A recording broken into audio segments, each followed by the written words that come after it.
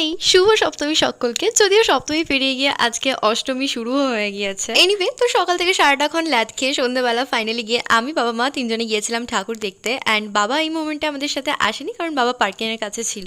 ওকে, তো প্রথমেই আমরা স্টার্ট করি মার্করি দক্ষিণপল্লী থেকে। অ্যান্ড এটা আমার খুব খুব ভালো লেগেছিল। তবে এখানে ছিল অসহ্য পরিমাণ গরম, আর তার সাথে প্রচণ্ড প্রচণ্ড ভিড়। এরপর আমরা গিয়েছিলাম আমাদের নেক্সট লোকেশনে, যেটা কিনা হচ্ছিল সেপকো।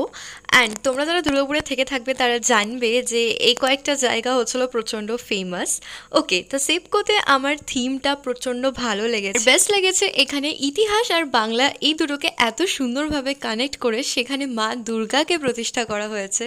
ও my god, this was very very nice.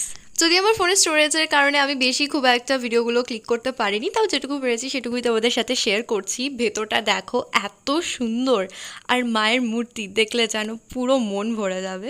Okay, so এরপর আমরা গিয়েছিলাম উর্বশী। অ্যান্ড এখানে হচ্ছিল গোল্ডেন টেম্পল, যেটা আছে পাঞ্জাবে, তো সেটার ওপর বেস করে বানানো হয়েছিল। বাট যেটা আমার একদম ভালো লাগেনি সেটা হচ্ছিল এই প্রচণ্ড গরমের ওয়েদার। তো চলো, পায়ে অনেকটা নতুন জুতোর ফোসকা নিয়ে ফাইনালি গিয়ে বাড়ি যাওয়া যাক। যদিও এই কয়েকটা প্যান্ডেল অ্যান্ড আরও কয়েকটা ঠাকুর দেখতে দেখতে আমাদের প্রায় রাত্রি 11টা বেজে গিয়েছিল।